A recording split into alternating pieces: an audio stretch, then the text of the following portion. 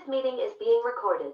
Yes, it is. Here we are again. Good afternoon, everybody. I'm Dan Bell. I'm with the Hampton Roads Innovation Collaborative, which is the Region's Tech Council, a 501c6 that was formed in the late 90s to help expand the grasp on the technical community, launching tech businesses, entrepreneurship, all good things. We focus on bringing value-added programming to our audience, and this week is no exception to that. We have the U.S. Patent and Trade Office providing us wonderful information 5 days in this week, Monday through Friday, and it's just been extremely informative. And I think that as we record this and we get our slides back, etc., this is going to be information that people can benefit from for years and years and years. And so I really appreciate it and take my hat off, tip my hat to them. So today we have Mr. Alfred Kindred. Did I do that justice, Mr. Kindred? Yes, indeed. All righty, Yes, indeed. Who is our thought leader and will be leading the presentation. And we also have others from the USPTO, including Mr. Bobby Rushing, who will help manage chat. So questions, we do ask everybody that's participating to keep their cameras off and their microphones off, and questions will be managed through chat, inserted into the dialogue flow along the way. If we have some time at the end, we can allow everybody to turn their mics on and ask any questions that way. And we'll finish up sometime in that 1:05 area. So thank you very much for that. And with that, I am going to go off camera and turn the program over to Mr. Kindred.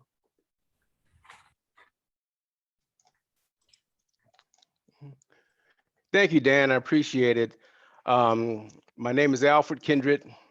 And just a little bit about me, I've been at the Patent Office for almost 30 years. I served in several capacities. But I want to save some of that time because I have some stories that I want to tell you all, and hopefully it will be in line with what you're going to learn about provisional and non-provisional patent application. All right, these are the topics of discussion for today. The first is the types of patents. We're going to talk about what is a patent. We're going to talk about presenting your ideas. Also, we're going to talk about filing a U.S. patent applications, and last but not least, best practices for filing patent applications. Now, there are three types of patents, and I understand that, and I know that you all have probably heard about this before in the first couple of days of this patent week. But just to go over it briefly, the first type of patent is a utility patent. And when you think about a utility patent, just think about something that's useful, something that has a series of steps to it or procedure. Something that have moving parts. That's considered a utility for utility patents.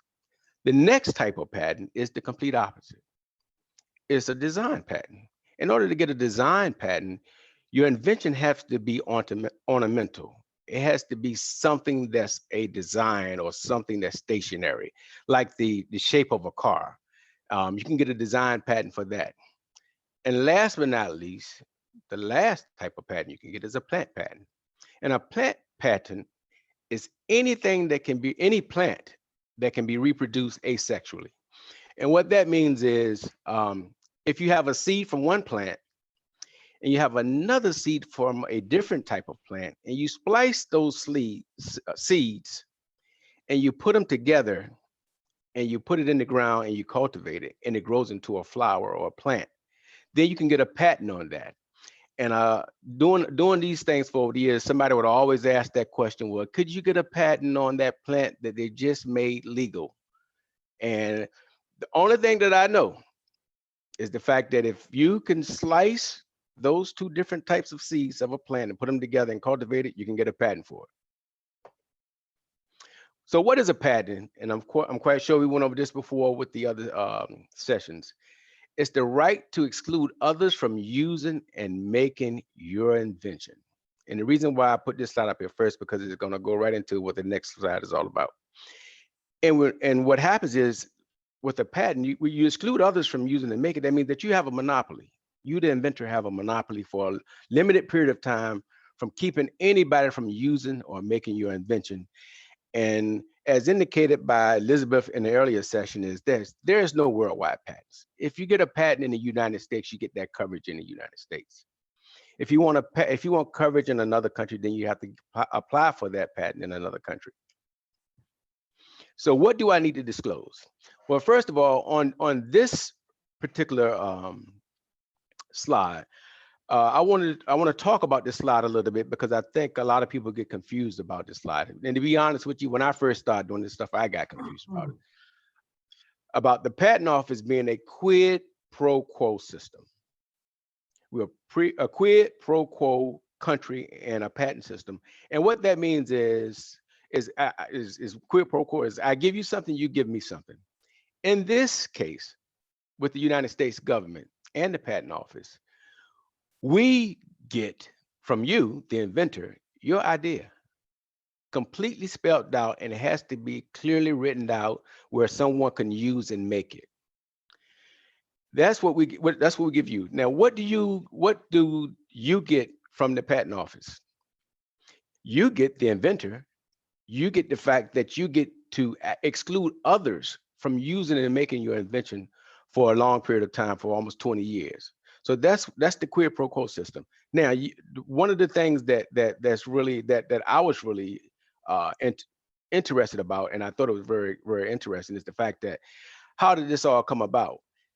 This all came about in the fact it all came about with the quid pro quo system.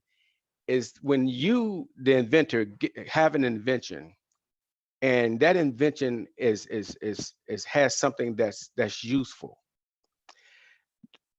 What that does is it allows for somebody else to especially when you show how to use it, make it allows somebody else to look at that invention and to pick up on it and make it better or make it more efficient or what have you.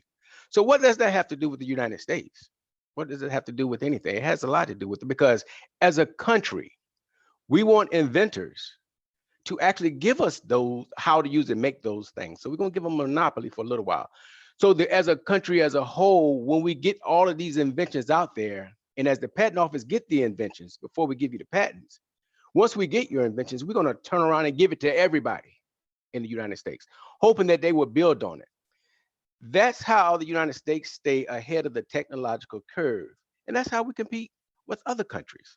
Our gross domestic product is 38% dealing with intellectual properties. So that's a huge chunk of the gross domestic product.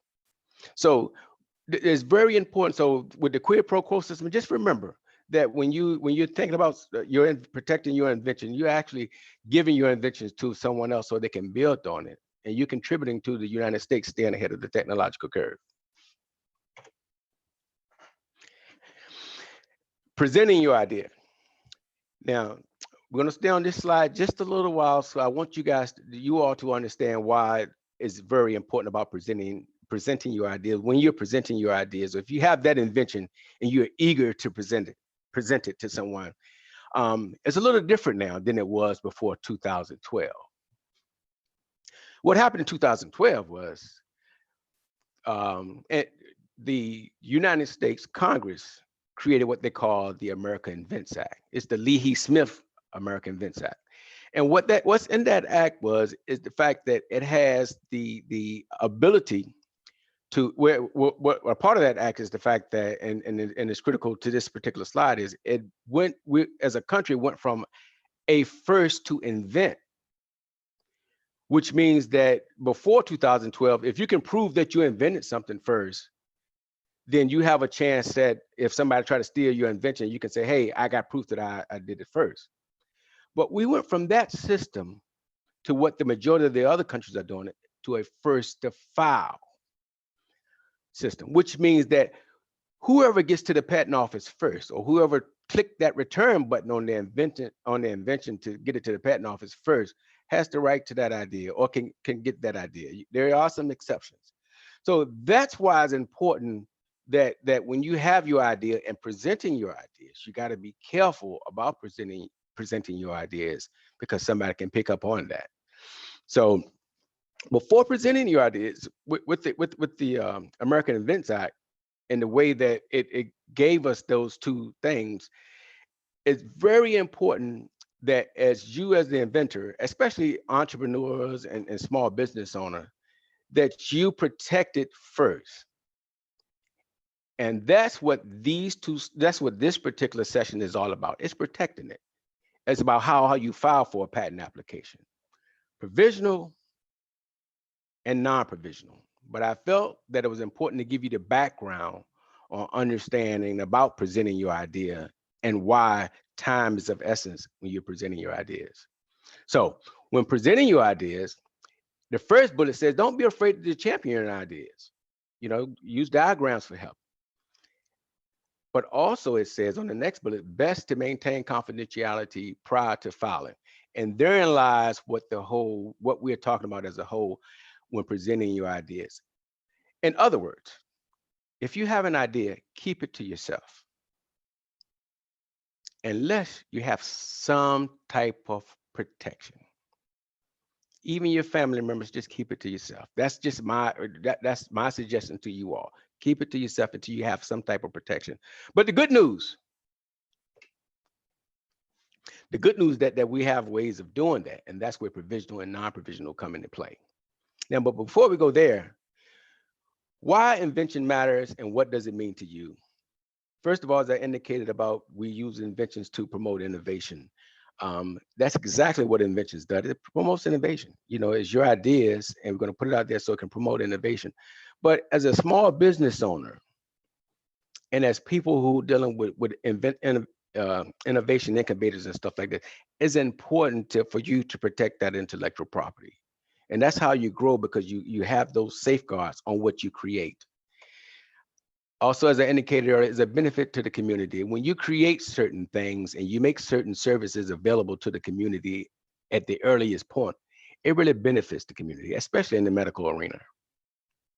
And of course, with the ideas, it helps you grow individually. Anytime you're protecting your idea or something that you think of, and you put an effort to put some type of protection on it, it helps you grow personally and physically. Applying for a patent. Now, during the first session with intellectual property basics,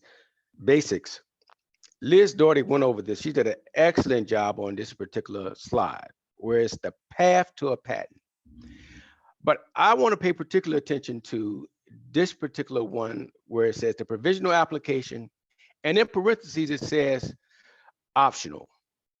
And as I told you all earlier, I like to talk about stories. These are true stories based on me giving presentations over the last 10 to 15 years on patents and stuff like that. These are true stories that come out of these meetings, like the meeting that we're having today, and like the session that we're having today, about the provisional application being optional. This is the story. I need everybody to picture this. Just imagine this. Now we were doing the same thing in 2012, I can believe. I was actually out in the Midwest region at the Detroit office. It was the very first satellite office outside of Washington, D.C. So we had a lot of people there. And what happened was we would give these type of presentations, similar to what we're doing now to you all, give these type of presentations. And in one of the presentations, there was this particular presentation on provisional and non-provisionals, where we had a couple to stand up. It was an older lady. The guy had on farmer jeans, and the lady, she had a long skirt on, and you could tell they was from the country. And she stood up, when I was talking about provisionals and non-provisional, and they stood up and said I had a question. And they say they need our help immediately. And I asked them, okay, well, what's the question? We may not have time to answer it now, but what is your question? All right. And she said the question was, we have an invention that can change the world. This invention is new. No one has ever seen it before. However, we've got an invitation. I can tell you the name of the museum. We got an invitation to the Charles H. Wright Museum. They want to see our invention. That's in Detroit. They wanted to see our invention. And we don't have money for an attorney. We don't know what to do. Should we show that to them? Should we show them how we do it? What should we do? And at this point, and I said, well, you came. I said, I'm glad that you came. And I said, well, first of all, you did the right thing. Before you disclose anything to anybody, unless you go to an attorney and they have non-disclosure agreements that you sign. But before you disclose anything to anybody, you try to get some type of protection. And then I told them about the provisional application, about that's what the provisional is used for. And that's what the provisional is very important for people who don't have the funds or the wherewithal to get an attorney to try to safeguard their invention. So I told them about the provisional, and they said, you don't understand, we got 2 weeks. So I said, well, guess what? I said, well, we're going to talk about the provisional application, like I'm talking to you about today, about what do you need. And I told them you only need 2 things. First thing you need is how to use and make that invention. Guess what? And I said, guess what, folks? I said, guess what? You don't even need to use any legalese words. You write it out as best as you can in everyday English. And the lady, I'm gonna call her Ma Kettle, I'm gonna call her Ma Pa Kettle. Ma Kettle looked at Pa Kettle and said, that boy crazy. What is he talking about? And the first thing I started to say, first of all, who you calling boy? But I didn't do that. I said, no, I say, it is true that all you have to do is make sure that you know how to write in everyday English on how to use it and make that invention as best that you can. And you can apply for a provisional application that will give you that foothold, that bookmark, that will show that you were in possession of this invention on that day and time. She was ecstatic about it. But I said, guess what? But before you do that, you got to make sure you search to see if it already exists before you do anything. Before you file anything, you need to search to see that make sure that it already exists. And lo and behold, just like this patent week, and this is the honest truth, we had searching, prior searching, that somebody was going to present prior searching on that next day. It wasn't the next week, but it was that next day somebody was going to do a prior searching. And my part Keller said that they're going to, okay, well, if we come back and we're going to write out our invention, but if we come back and we search it, and you tell us how to search it, we search it, we found out it's not there, then can we file for a provisional application? I said, absolutely. And I'm telling you folks, this is a true story. I'm not making this up. This is a true story. They came, we told them about the provisional. So the only thing that they took out of that first about provisional is the fact that they can write their invention down, and they can write down a series of steps. And they did it right then and there with all of those other people that was writing it down, covering it, of course. Came back the next day, another lady did the searching, and they did the searching thing. They showed them how to search. And what they did was they took advantage of all of the resources at the USPTO. At that office, where they was at, where I was giving that presentation, they had some terminals that was in another room. That day when they took the search session, they went over there and they had some patent examiners that actually would help them do a search to see if it was already there. And they did a search, and it wasn't, and they found out that it wasn't there, and that whatever they was trying to do is new and novel, and that it doesn't seem to appear that anybody else did it. So they came back. When they came back that day, at that very evening after they did the search, this is a true story. They actually said that they wanted to file for it. The next day, they wanted to file for it. They wanted the invention because they need to go and show this at the museum. So they filed for it. They was able to file for it. But guess what, folks? They got mad at me again because we allowed them to come to the office and they can use their laptop, and they logged on to uspto.gov, hit in provisional, and they started filing for it. And of course, they was calling us as well as the Uspto Resources back at headquarters, which is free. They was calling them to get them to go through certain things. And what happened was they realized when they applied for it that day, but then they got the notice saying that, hey, we have to send you something back via mail or email to verify that you are who you are. So they couldn't get it that exact day, but they could get a registration number, a PIN number, a customer service number is what they call. So they got that customer service number and they filed for it. That following Tuesday, I think, they filed for it, and they got the receipt saying that they got the provisional application. Everything is on file now. They could put patent pending on their product. They put it up there, and I'm telling you, it was a wonderful thing to see them when they went to Charles Wright Museum. And as a matter of fact, The invention is still there. When they went to the show, they was proud to talk about their invention and to let people know, hey, you see that patent pending right there? We've already started the process of filing for a patent for it.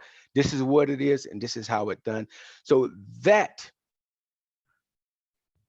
not only it made me ecstatic, but I still am in contact with them today. They're in negotiation right now. Instead of them paying for a patent examiner, they was trying to get to partner with other companies to see if they will pay for an attorney to file for the non-provisional application, which turns into a patent. But they had to start somewhere because they couldn't wait.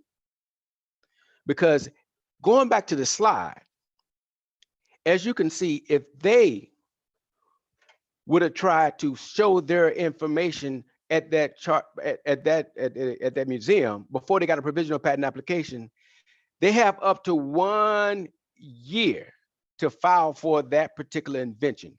If they don't file for it within that 1 year, they're not allowed to file for that invention to become a patent because it's more than a year. Now, the other beautiful thing about it is with their provisional application, they was able to file for it with just regular everyday language and put that placeholder there to let the customer know, that let the PTO know that they have the invention, and nobody else can see it, by the way, because it's never examined, that they have their invention there, and then we know that their invention, they had that invention on that date. That made it worthwhile because now they have a whole year, and they had a whole year to shop around to see who wants to buy into this perfect invention, who wants to help me manufacture this invention. We have the provision application, and that's what they did. And they partnered with a couple other people to do something. But that's just an example of how beneficial some of these series and some of these sessions are. And that's a real life one. There's a couple other ones, but that's a real life one. And it goes back to the provisional application, that box where it says optional. Guess what, folks? For them, it wasn't optional. Provisional application wasn't optional because they didn't have the funds to legally apply for a non-provisional application. Even if you have the type of energy and stuff, you still need a lot of legal expertise when filing for a non-provisional application. So that's why it's difficult. So for them, it wasn't an optional, it was a necessity. So they filed for the provisional application. Within a year, they found somebody to partner with them, and then they filed for a non-provisional application, and the rest is history. But that's the importance of a provisional application to everyday people who don't have the funds or the means to hire a reputable law firm for their patent application. And as you can see, this is the provisional versus the non-provisional. And this is key. As you can see, with the provisional application, we're going to go to the non-provisional. I'm going to tell you about that. Hold on, I'm going to tell you about that. But for the provisional application, guess what? It's not examined or published. That's critical because over the years that I've been doing this, and especially some of the older folks, they have these inventions, but they hold on to them so tight because they don't want anybody to steal it. They don't want anybody to try to copy it. So they have brilliant ideas, but they hold on to it. But with the provisional application, if they file for the provisional application, they can write it in there, and it doesn't have to be proper grammar, to be honest with you. Just make how to use and make it. It's not examined by a patent examiner, so not even a patent examiner see it. It's not published at all, so no one ever sees it. So your idea is just still your idea. It's just that you have something that shows when you had that idea. And of course, with the provisional application, just like with any other application, if you disclose it, you have up to 1 year. So for that's very important. And I found a lot of people making that mistake when they say they had their inventions 3 or 4 years. Oh, I had this invention 3 or 4 years, and I'm ready to file for a patent for it now. You can't get it. That's one of the and that hurts a lot of people's feelings, and they're taken back by it. What do you mean?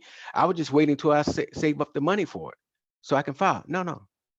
If you disclose it at a yard sale, at a symposium, if somebody finds it at one of your exam papers where you talk about that invention, you have up to 1 year from that date to put something at the patent office to show that you have that invention.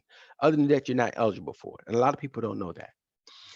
Another thing with provisional application is it's only for utility patents, patents that have some type of process or motion to it. So like we talked about earlier, some type of manufacturing to it. So for utility patents, and the reason for that is because utility patents are just more complicated than the design patents and the plant patents, because there's no moving parts on the design or the patent or the plant patents, but there are a lot of moving parts and processes and sequences with utility patents. And as you can see from the next block, it says it's a low-cost way of filing and to get a filing date. Because with patents and inventions, I'm telling you, the overall thing is when did you discover it? When did you have possessions of it, of that invention? That's the key. That's the filing date. So that's why it's important to file as soon as possible to get that date, because that's going to be the date that you're going to have to show that you had that invention for that date. One of the things too that people often ask, that and I think we may be going over that with some of the resources, but the filing fee, we're talking about $65, $70, folks, if you micro entity, and most of us are micro entity, unless you're making a whole lot of money, even which is 75% less production of the patent fees. Even if you're small entity, you're making a lot of money, small entity, you still get a reduction rate of 50% less of the patent fees. So it's still not that much money for you to invest in your idea. So for the everyday average person, for $65, $70, filing for a provisional application, I think that, to me, that's just me personally, I'm talking about me, not speaking for the patent office. That's the price of a filet mignon and a glass of Cabernet with a tip. And I think that ideas are more important than that. And just on a side note, you forgot, and I told you earlier, I worked in the computer department and I worked in the computer division for a long time. I'm willing to bet that it costs, it's me, it's not the PTO. I'm willing to bet that it costs more for the USPTO to save your data and put your data in an archive. Costs more for them to do that than the $70. So it's not a sales pitch. Now, on the other hand, with the non-provisional application, and that's the application that turns into a patent, it is examined. It's examined by an examiner, and it's published 18 months from the earliest filing dates, and it can become a patent. Then that's going to be the object or the goal for everybody. The provisional just gives you some type of bookmark, just gives you that provisional ballot, if you will, until you get there. And it goes parallel. I got enough time. Okay, it goes parallel. If you think about it with the ballot, with the provisional voting ballot, the provisional voting ballot is the same thing. You say, for instance, you go into to vote, and they have your wrong address down there, and you really want to vote because the vote ends that day. So you got to vote. Hey, I want to vote. And they say, well, sorry, you got the wrong name. It's spelled with the E instead of an I, so we can't, you can't do it. But they give you an opportunity to do a provisional ballot. And what that provisional ballot does is allow you to put the information in as if you were voting, but it's a provision to that. You won't be able to vote until they verify that you are who you are. And that same sentiment, that same way is with the provisional and non-provisional application. We know you have that invention, but but we're going to hold that invention for you. We're going to hold that date for you until we verify that you're going to go through with the rest of the process. Then we'll let you file for the non-provisional application if you're going to go through with the rest of the process. But in the beginning, we're going to hold that spot for you, just like the ballot. So always think of it like that. And especially with non-provisional applications, it's very tedious. There are a lot of things involved, and I'm going to it with the next slide. And I know for a fact, I've been examining over 20-some years, and I've issued a lot of patents, and it can be very complicated for the novice users, even for some of the most experienced patent attorneys. Depending on the area that is in, it could be difficult.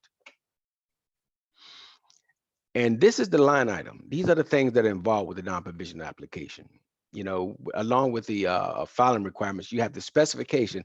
That is the part that you have to really write. Now, the difference is, you say, well, you say I can write it in everyday English. That's for the provisional application. That's to show that you have that inventive concept. But for the non-provisional application with the specification, you have to fit within all the rules of the Manual of Patent Examining Procedure, which we call the MPEP, which is the Bible of patent examining. There are a lot of rules and regulations that you must abide by when writing your specification. So that's why having legal help is very important. So the specification includes how to use and make it, but it's more structured and it has to be written in a certain way. It also includes claims, which are very tedious. You really have to be on point with the claim because the claims are the ones that describe the actual inventive concept and the invention itself.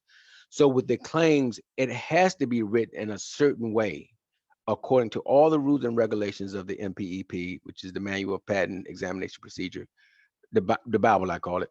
It has to fit within all of those things, and there are a lot of them. So that's why it's complicated, and that's why legal help is always needed when trying to write that. And also the drawings is necessary. You have to have the drawings. If you need it to describe the invention, you must include the drawings, and the drawings must have should fit, or it must fit within a certain criteria. And of course, the inventor information, as well as the oath and declaration, and also with the searching fees and all of the other stuff. All of those things are needed when filing for a non-provisional application. And as you can see, with the non-provisional application, we want to make sure that you actually search it, or that you're paying the examiners, because there's a search fee, to pay the examiner to search to see it already exists. So I hope you guys see how the provisional application is just a broader abstract version of that, where we want you to do your own search, or give you the ability to do your own search and look for yourself to see what's already out there. And most people don't realize the same database that the examiners use, the public can access it through certain venues through the PTO. We even have search mechanism on our website. Some of the same databases. So you can do it yourself and learn what's already out there. And most people, believe it or not, most people that I've seen over there, and I've seen a lot of people, and a lot of people always come back. They always come back and into Mr. Alfred, you did a good job. And Mr. Alfred, this is what I did. I filed for this, what I did. So, but most people realize that when they start searching for their invention, they create their own modifications. They see other things that they could do to modify theirs, or either to even more distinguish it from what's already out there, just by searching it. So I think that that's a very important way for those of you who want to go the provisional way, want to do it for yourself. It's a good way to learn your inventions. Also, whenever you do have another invention, you will know exactly what to do. All right, and here are some of the resources, and there are going to be more resources available on I think it's Friday, when Robin Hilton and Edgar is going to be talking about some of the resources. They're going to go into it in detail about all of the resources that's available for people who are trying to file for a patent application, or file for anything involved. Even some of the stuff out there is for trademark. So it's a very comprehensive website. So please take advantage of that. And those numbers that we give you at the end of the slides and stuff like that, keep that number, the 1-800 or the 1-888 number. Call them, call us out on it. Say, hey, I'm starting.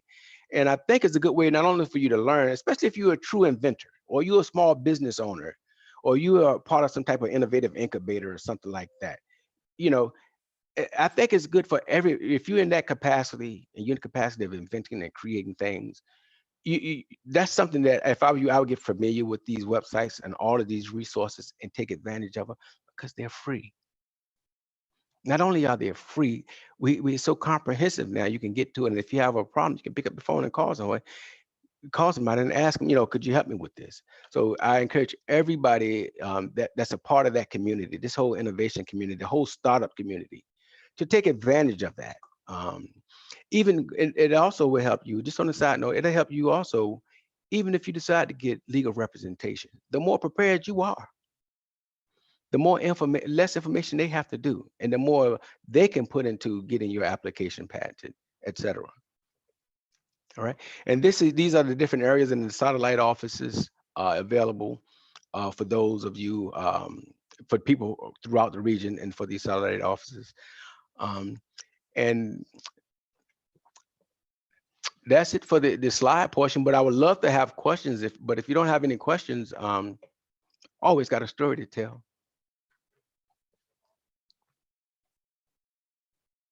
Dan, are there any questions? Bobby? There are no questions in the chat right now. Okay, so one of the things also, just to since we have time, I will go back to, for those of you who are online who really want to get a good understanding of the patent process, and how when people can come from people can the purpose, the whole reason for starting it, and some of the things that they have. I would go back to, and Bobby, let me know if they do have any questions later on, but I would love to tell this story about our first satellite office. Our first satellite office is called the Elijah J. McCoy Satellite Patent Office. The Elijah J. McCoy. It's named after Elijah J. McCoy. The interesting thing about this individual story is most people don't know that he was the person that they named the phrase the real McCoy after. All right, but let me give you and you all can stop me at any time if you have any questions, but let me give you that whole story, because I think it's fascinating and I think it's worthwhile for people to understand this.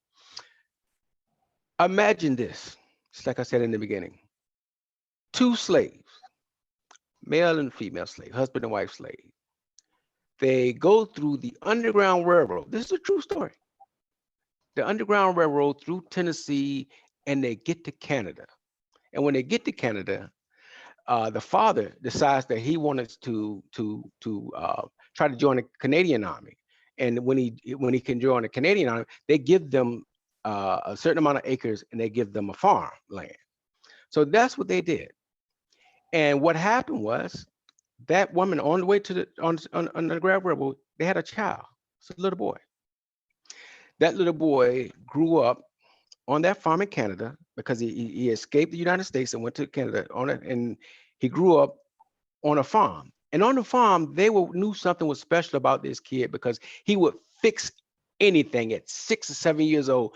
Anytime the tractor something break, he would fix it. He would figure out how to do it. At that age, 7, 8, 9, they knew something special about it. He was so good that word got back to the Queen of Scotland. This is a true story. You can verify it. Queen of Scotland. And he got some type of scholarship when he got about 16, 17 years old to go to Scotland to study electrical engineering and mechanical engineering, both of them. He went there, he graduated with honors, came back to the United States. When he came back with that degree, with those honors, at that time, the slavery was over. So he was able to go into the United States. He came back. So they moved to Detroit, which is right across from Canada. He moved to Detroit. And this is the kicker, folks.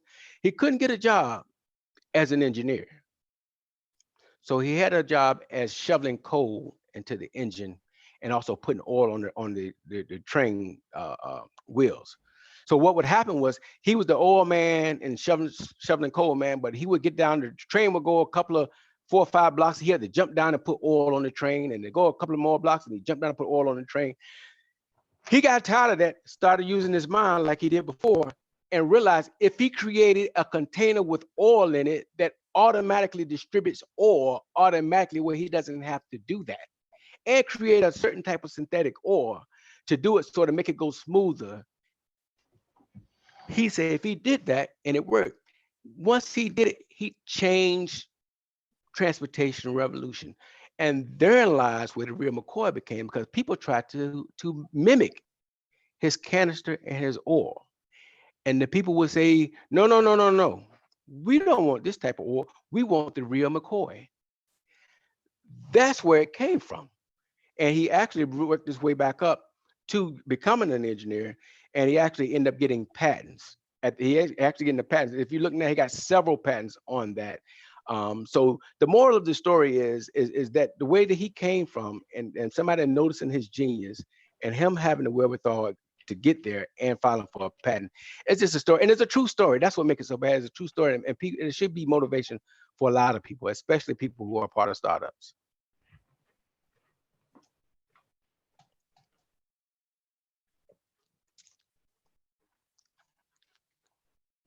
And it's one of also one of the things that motivate me as well to continue to do this sort of thing, because I think that it is needed.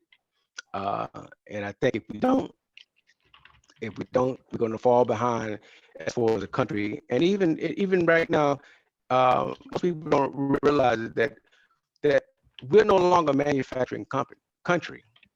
We used to be, but manufacturing is going away just because of technology. We are we deal with intellectual property. All of our money and all of our kids and grandkids, they're going to get their livelihoods off of intellectual property, and they have to be aware of that. They have to be aware of that. And so those are the things that those are just some of the stuff that I have. Am I still sharing, Bobby? No, you good. Okay.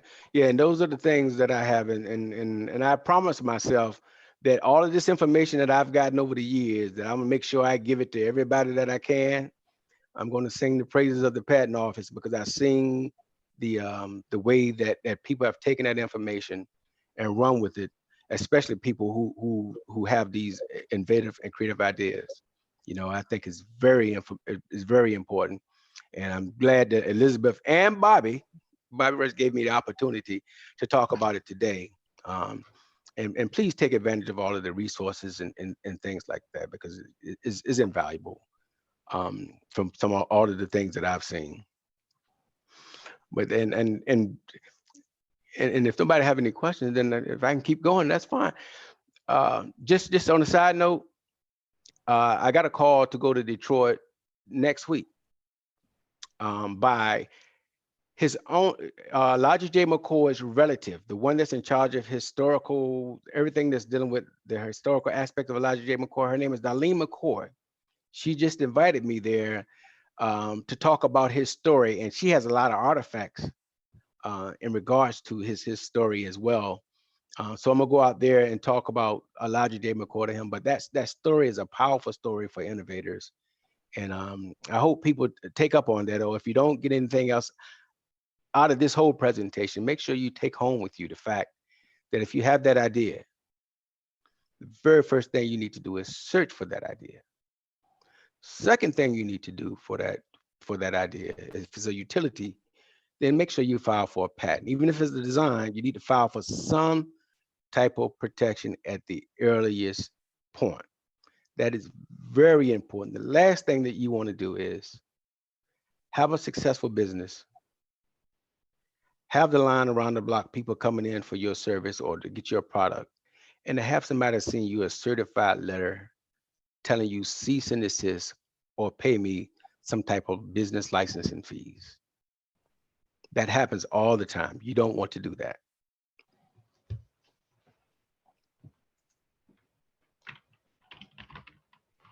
And I would hope everybody would take the time and take advantage of the other ones that we have coming up. The prior art is tomorrow, which is Tamika. She's going to be doing that. But take your time and just go through it. You know, just go through and see how to search, the reason behind searching, and ask her questions that you may have. You can't beat that type of information. You have that information, and she does an excellent job on the prior art search, on how to search.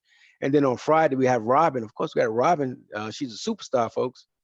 You know, her and Edgar are going to be talking about some of the Uspto resources, and it's really, I really wish more people would take advantage of that.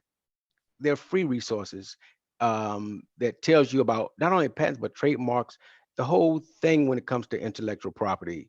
And as a business owner, being a part of the incubators, startups, if you don't have that as number one, protecting your intellectual property, then your business is never going to have a solid foundation. You know, I've just seen it too many times. Too many people that come in these seminars and say certain things about, you know, I had this business and, you know, and I started this, but somebody else must have had it, that sort of thing. And they invest money, time, energy in that. So with the resources that we have, and even with Liz's group, Liz Doherty, with the outreach that she have, take advantage of that stuff. That way you not only educate yourself, but you can use it when you start applying for your own thing. Because to be successful in business and to have a successful startup, you have to have that. You have to protect your ideas. I mean, that's something that you have to do. And we have all of the stuff that you need to do that. Right. If we don't have any more, we still got a little bit of time left, Bobby? Yep. You got 10 minutes, Okay. folks. Well, You can ask okay. questions. Well, good. Dan? If they don't have any questions, can I tell another story? Heck yeah. Oh, okay, Dan, thank you. Well, and by the way, I can verify these stories. These are actual people that we can Google. And they've given me permission to say who they are. These are actual people. Had a young lady at the STEM for Us at the Henry Ford Museum in Dearborn, Michigan.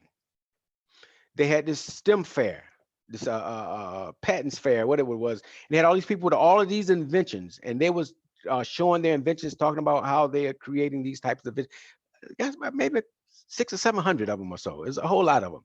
And this one young lady, we was talking to her because I had to go around because I was representing the patent office at the time, and they would talk about, well, I have this thing, and this is for the help for the plumbing and this. And I said, well, first of all, I said, oh, that's an excellent invention. You say it helps saves on water and is economical, and it costs this much to do it. I said, first of all, I said, excuse me, did you file for anything on it? She said, no. I said, the very first thing that you need to do, file for a provisional application for this particular system, because everyone was coming to this young lady's table. Young lady, I mean, she was from Iowa. Come to everybody, and she was going through, showing everything. And she didn't, and her father was there too. And he was just smiling, saying how the good, you know, I'm glad that you like this and everything. She came in third place out of the whole competition. But we got her to file. What I try to do is tell her that she had to file for a provisional application. Even when I gave the talk, I actually mentioned her name. Afterwards, that very next day, they were down there and in front of the patent office waiting for it to open so they can come in and start the process of filing, because back there we had computers there where they can go in and do the searching and stuff like that on site. She did the searching there. She actually went in and she actually had a cousin that was a patent attorney that was helping out as well, but she was actually able to go back and do the searching there and online from her home. She was able to file for a provisional application. Of course, after she got the customer number, because most people think that they can go and file. You get a customer number first, then you can maybe file the next day or whenever you get the registration confirmed. She filed, and when she called me and said that she got where she could put patent pending on her product, and called me and said that was the best day of her life. She said, I don't care if it go anywhere. And she called Mr. Affett. She said, Mr. Affett, that's the best day of my life. I got it right here. I printed it out to show that this is my provisional. I got it on this day. Thank you so much. And she took that to several other companies. I don't know where it went from there, but she took it to several other companies to see if they want to buy into it, because I told her that I work for the patent office, so I can't be hands-on when it comes to anything like that. But she was so excited about that, and she's doing really well now. She's actually in college, but she's doing really well now. And that's another story that's just, to me.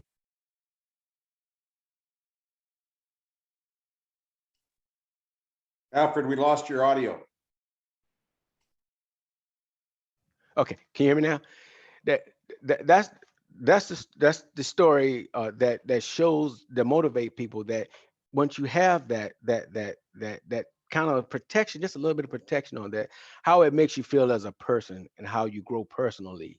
It's just you can't beat it. So again, I don't want to beat a dead horse, but folks, take advantage of all of this patent week, all of these fantastic presenters that we have here, and this information. Use it to the best of your knowledge. Don't wait till you get in front of you pay an attorney, which you should pay an attorney, don't get me wrong, but don't wait till you lose all of your money on a whole trying to get something patented and stuff like that without educating yourself first. Educate yourself first with the free resources. Then if you have the funds to get the attorney, you can. Then you're better prepared to ask the questions that you need. And I think that it's just a benefit to everyone, because this world, this United States, again, we are no longer a manufacturing company, manufacturing country. We're just not. We're going to have some manufacturing that come back. Don't get me wrong, but with technology, our money is going to be dealing with. We're going to be based on IP and intellectual property, and our competitive edge is going to depend on us constantly innovating and constantly filing for patents and constantly getting protection. And as you can see where Bobby put into the chat line, those are some of the information or some of the links that you can go to, as well as the number to the office. And folks, wear that number out. It's free. There's no charge to it. If you have any information, wear that number out. And again, I know we got 5 minutes left, but if they have any questions, I would love to answer any questions. But thank you guys for listening to my stories. I like to tell these stories. I got to get it out. I don't want nobody to tell that story at my funeral. And say, well, Alpha, was that this? No, I'm telling it now. So, and I hope everybody got something out of it. Again, they're true stories. Every single one of them. None of that stuff is fabricated. Everything that I told you, even with Elijah J. McCoy, Google it. If you Google it and go and you see the way he came from, or how he got to be to the point where he eventually, kept going, didn't let anything deter him, and then realized he had an idea just by shoveling coal and putting oil on wheels and figuring out something, and then realizing he needed to patent it because that was his idea. That's a lesson for everybody.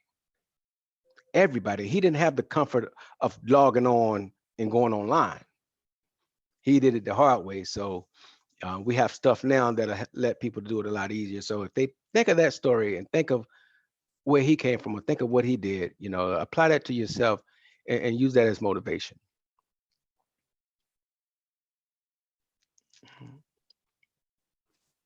Well, I'm back, and Alfred, I have to tell you, the fantastic content, fantastic background stories. I always believed, I like you, that background stories add a texture to the information that one is receiving, and humanizes it and tells you what really happens in the world. And so I very much appreciate those stories. I hope everybody on this call did. I would imagine that they actually did. And so we are running out of time. We do have a couple minutes left. If anybody wants to ask any more questions, we can certainly entertain that. You don't have to chat. If you want, you turn your mic on and camera on and join us. We'll let that clock tick for a little while. If we don't get to any questions, then we'll just call it a day. But yeah, certainly. Bobby, anything to add? Yeah, I have a short story. We in the Eastern Regional outreach office, we reach out to and sometimes folks reach out to us to to talk about their interaction with the office, how it was getting that patent and or trademark. So we had met with a craft brewery company out of Alexandria, Virginia, and they've gotten trademarks and everything. It's a funny story. His wife is a trademark attorney, but he didn't use his wife to get the trademarks, to go through the process. But anyhow, the company has some employees and all. So one of the employees came up with a system of adding more hops during the brewing process, something called hyper hopping. I forget the name of it, but anyhow, it was a great idea. You can alter the flavor and the taste of the beer by adding the hops during the brewing process some way somehow. So the owner patented that idea, submitted that. I'm sorry, the owner submitted the application for that idea, got a patent for it, and has now licensed that patent to a brewery in Germany. So the company, the inventor are getting royalties from that invention. So the employee didn't think it was a big deal. He was like, oh, it's just something I just thought of. It's just something I just wanted to do, and set up the flavor stuff. But this is a great idea. Let's work on this. Let's get it patented. And that's what happened. So do not think small of your ideas. Absolutely. Somebody else may be thinking of the same thing, but don't know what to do or how to do it. Your idea could be the one to make that change. Again, a great story, and I'd like to conclude with one of my own, and so background stories again always make things more interesting. And at one point in time, I bought an antique car. This is years and years ago from an individual out on the West Coast, and when I was talking to that individual, I said, "So why are you selling?" He says, "Well, I'm kind of liquidating and all that." And I said, "Oh, how old are you?" "I'm 53." And I said, "Well, what's going on?" He says, "Well, my wife and I are just gonna sail the world on our new yacht." And I said, "Well, that's pretty good." And I said, "You're gonna sail the 7 seas?" I said, "That's got to be a pretty good sized ship." And he says, "Yeah, it's pretty good size, a pretty good sized boat." And I said, "So what'd you do for a living that's allowing you to do this?" And "I'm a mechanical engineer." And I said, "I know plenty of mechanical engineers, and none of them is sailing the 7 seas on their big yacht." So tell me what you did. "Well, I invented something and patented and all that, and that's been very good for me." And I said, "Well, what was it?" And he says, "Well, did you ever use a public restroom?" "Yes." "Did you ever want to get that toilet seat linen out of the stainless steel container on the partition wall?" And I said, "Yes." And he goes, "That's my invention." Wow. And I said, "Wow, is right." I said, "That's it's such a simple idea." And he says, "It's just a matter of coming up with something that nobody else did, and if there's a demand for it," he says, "you get that patent, and you're sailing the 7 seas." So that's my story. I like that one. I'm gonna use that. Do so. Please do so. Well, listen, we are now 2 minutes over. I want to thank the USPTO team. Alfred, thank you for your content and your stories. Bobby, always thank you for joining and your additional assistance and content that you provide, and story that's wonderful. And we're looking forward to 2 more sessions. Today's Wednesday, so we have sessions Thursday and Friday. I'll lead off the session again on Thursday. Friday, I'll be traveling up in the air, so we have Mr. David Perkins from HRIC that will host the event. But we also want to make sure that we thank Cox Communications, who's our series sponsor and been a friend to HRIC as well as to the region in helping technology advance. The next month's session, I think we're going to be talking about the fiber ring that's going into the region. So it should be some great information. But my thanks to everybody, all attendees, for their participation. Again, thanks to the U.S. Patent and Trademark Office, just absolutely wonderful. And remember, you too can sail the 7 seas. I like it. Thank you. All right. Thank you all. Have a wonderful day. The same as well. Thank you, everybody. All right. Bye-bye. Thank you, everybody. Thank you, Dan.